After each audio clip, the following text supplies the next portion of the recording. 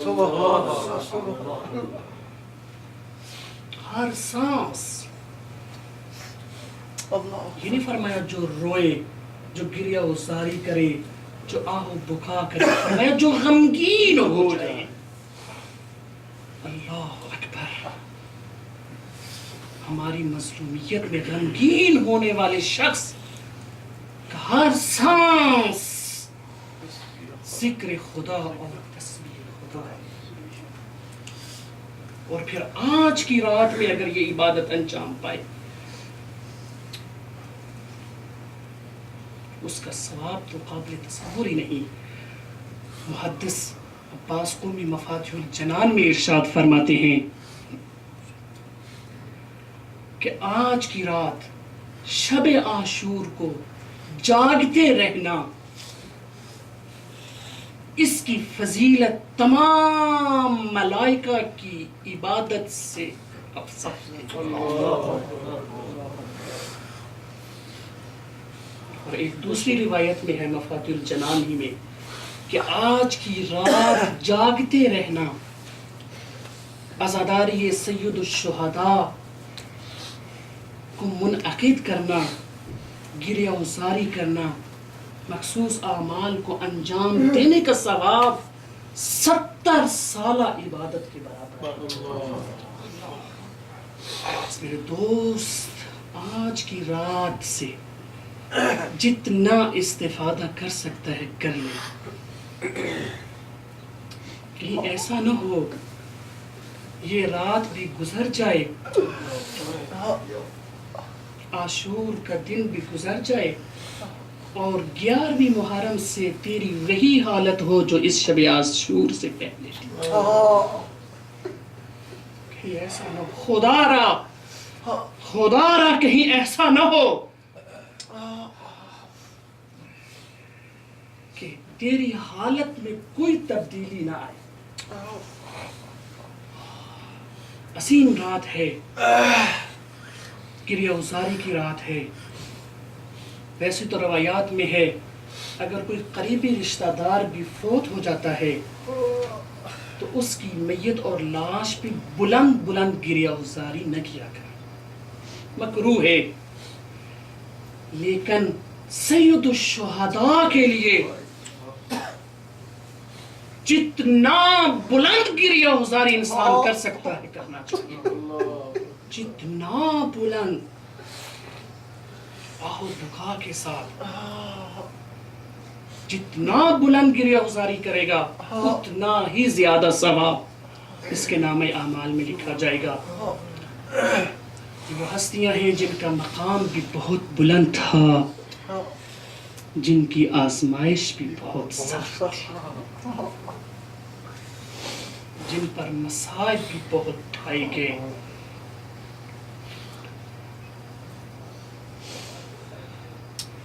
مجھے کہا گیا ہے، دوستوں نے فرمائش کی ہے کہ میں حضرت قاسم کی شہادت پڑھوں. ویسے تو ہر شہید کی شہادت پڑھنے کے لیے انسان کو بہت بڑا جگر چاہیے، اسی طرح سننے کے لیے. لیکن حضرت قاسم کی شہادت ابتدا سے لے کر آخر تک ایک عجیب اور انوکھے انداز میں ہوئی. بڑی عجیب داستان ہے حضرت قاسم کی شہادت کی. اس شہزادے کا اپنی چچا سے اجازت لینے کا انداز بھی دوسرے شہداؤں سے مختلف.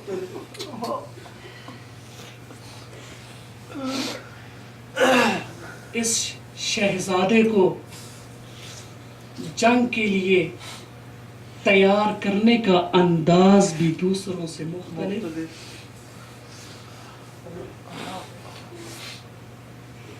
جب جنگ کی طرف روانہ ہو گئے، میدان کربلا میں چلے گئے،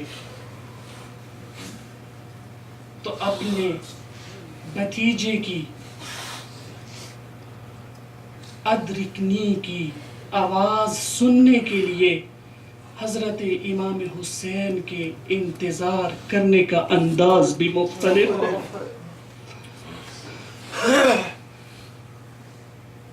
جب یہ آواز آئی امام حسین کا اپنے بھتیجے کی لاشے پر پہنچنے کا انداز بھی مختلف. اس بھتیجے کو گود میں لینے اور ان سے بات کرنے کا انداز بھی مختلف نظر آتا ہے مقتل کی کتابوں میں. ارباب اعزاء، جب شب عاشور ہوئی، امام حسین علیہ السلام اپنے اصحاب کے ساتھ تشریف فرما تھے. امام حسین علیہ السلام کو جب اصحاب نے اپنی اپنی وفاداری کا یقین دلایا، ایک دم سے منظر تبدیل ہو گیا. امام فرمانے لگے، میرے اصحاب، حاضرین، ہم میں سے کل کوئی زندہ نہیں بچے گا. جب امام نے یہ فرمایا نا، شہید مطہری لکھتے ہیں، کہتے ہیں اسی مجلس میں ایک 13 سالہ نوجوان بھی کونے میں بیٹھا تھا. اس کے ذہن میں یہ خیال آیا، چونکہ میں چھوٹا ہوں، میں ابھی بالغ نہیں ہوا ہوں، نہیں معلوم میرا نام بھی شہداء کی فہرست میں ہے یا نہیں. یہ خیال آنا تھا. یہ 13 سالہ نوجوان خیمے کے اس گوشے سے اٹھ کے اپنے چچا کے پاس آ کھڑا ہوا. تمام اصحاب یہ منظر دیکھ رہے تھے. حضرت قاسم نے بڑے عاجزانہ انداز میں پوچھا، اے میرے چچا، انا ممن یقتل، کیا میرا نام بھی شہداء کی فہرست میں موجود ہے؟ مقتل کی کتاب بھی کہتی ہے امام نے جواب نہیں دیا، سوال کر دیا. کہنے لگے، کیف الموت عندک، اے شہزادے تیرے نزدیک موت کیسی ہے؟ شہزادے نے بڑا عجیب جواب دیا. شہزادے کی حاضر جوابی دیکھیے، فرماتے ہیں احلا من العسل، شہادت میرے لیے شہد سے بھی زیادہ میٹھی ہے.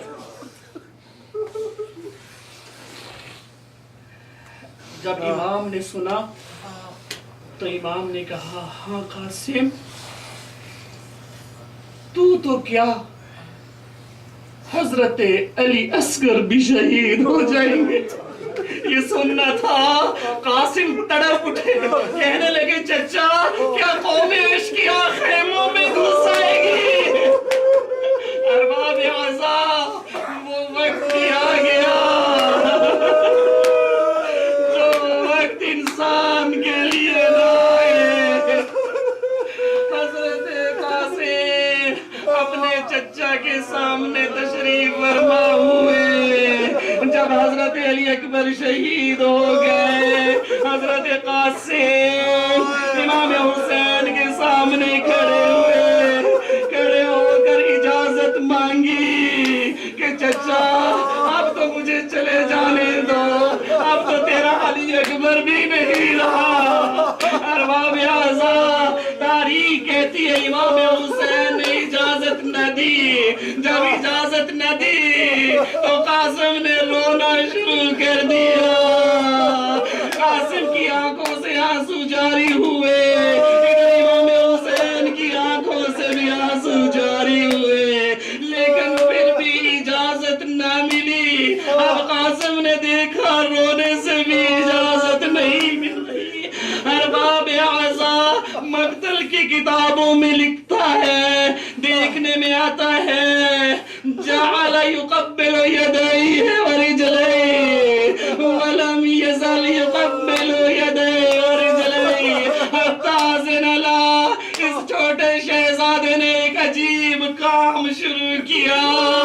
اپنے چچا کے کبھی ہاتھوں پہ بوسہ دینا, کبھی پاؤں میں گر کے پاؤں کو بوسہ دینا شروع کیا. اپنے چچا سے اجازت مانگنا شروع کی. ساتھ ساتھ بوسہ دیتے جا رہے تھے, اجازت مانگتے جا رہے تھے.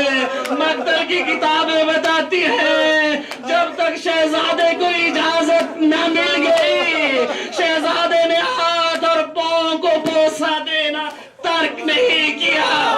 ارباب اعضاء, نامعلوم امام حسین کے لیے اجازت دینا کس قدر سخت تھا, اس کے باوجود مقتل کی کتابوں میں نہیں ملتا.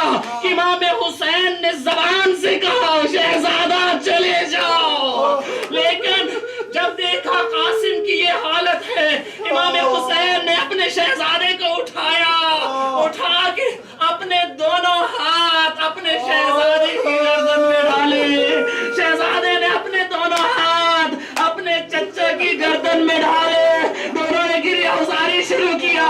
ارباب اعضاء قد غشی علیہما, اس قدر گریہ ازاری کیا, دونوں پر غشی کی حالت طاری ہو گئی, دونوں نے ڈھال ہو گئے. جب غشی سے افاقہ ملا, اس کے بعد امام نے بڑی عجیب حرکت کی, کہا قاسم آؤ. قاسم نزدیک آئے, قاسم کا امامہ اتارا, اتار کے امامہ اس کو دو حصوں میں تقسیم کر دیا.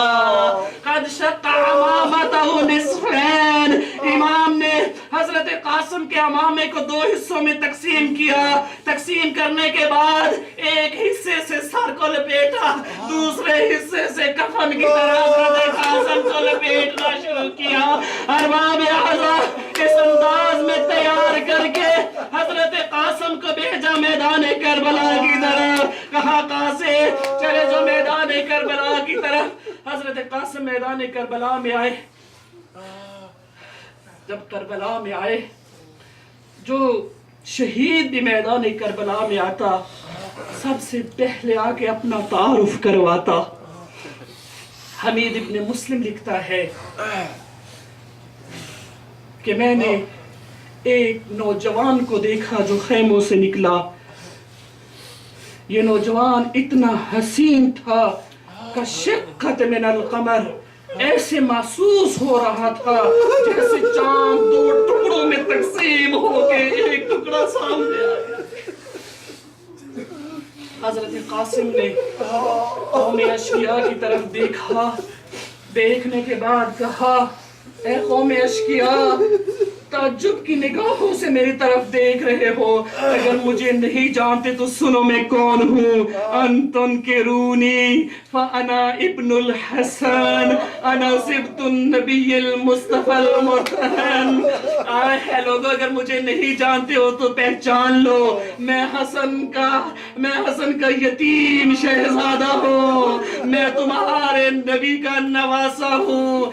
الحسین کل اسیر المرتہن, اور وہ جس کا تم نے محاصرہ کر رکھا ہے وہ بے سہارا حسین ہے. تم مجھ سے کیا چاہتے ہو؟ علی اکبر تو اس سے لے لیا, اب اس سے کیا چاہتے ہو؟ ارباب اعضاء, شہزادے نے رقص پڑھا, رقص پڑھنے کے بعد حملہ کیا.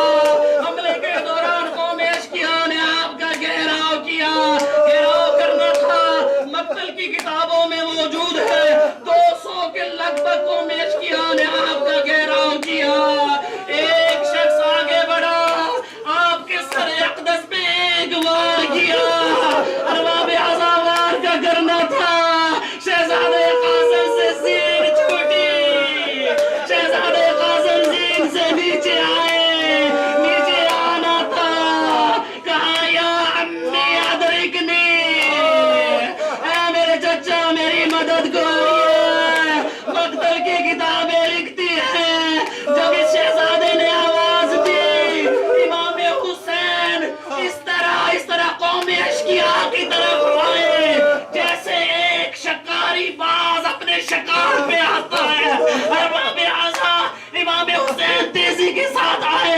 آنے کے بعد حضرت قاسم کو اپنی گود میں لیا. حضرت قاسم کو گود میں لینے کے بعد فرمایا یا عز واللہ ان تدعوک ولا ينفعك صوت. اللہ کی قسم تیرے چچا کے لیے بڑا سخت ہے. تو اپنے چچا کو آواز دے لیکن تیرا چچا تیری مدد نہ کر سکے. ارباب عزا مقتل کی کتابیں لکھتی ہے کہ 2 لاشوں کو خیام کی طرف لے آنا بڑا سخت تھا حسین ابن علی کے لیے. ایک علی اصغر کا لاشا، ایک حضرت قاسم کا لاشا. جب حضرت قاسم کو لیا کبھی خیموں کی طرف جاتے ہیں کبھی خیمے سے واپس آتے ہیں. یہ سوچ کر میں فرما کو کیا بتاؤں گا میرے بھائی کی نشانی کے ساتھ کیوں.